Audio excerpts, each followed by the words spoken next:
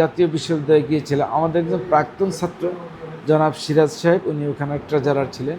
কাজটা সারার পরে উনি অনেকক্ষণ আমাকে ঘণ্টাখানিক বসিয়ে রেখেছেন। বললাম যে স্যার আমি চলে যাই, আমি তো আসছি।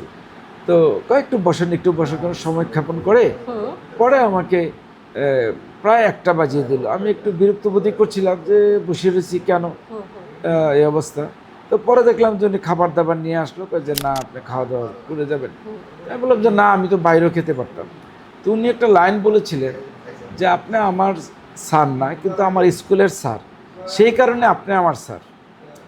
তো উনি একজন ট্রেজারার হয়েও তখনকার ওনার স্কুলের টিচারদেরকে যে এই মূল্যায়নটা করা, পরে আমি যতটুকু বিরক্ত হয়েছি তার চেয়ে বেশি আনন্দিত হয়েছি যে একজন শিক্ষিত ব্যক্তি, একজন জাতীয় বিশ্ববিদ্যালয়ের ট্রেজারার ও শিক্ষকদেরকে কীভাবে মূল্যায়ন করে।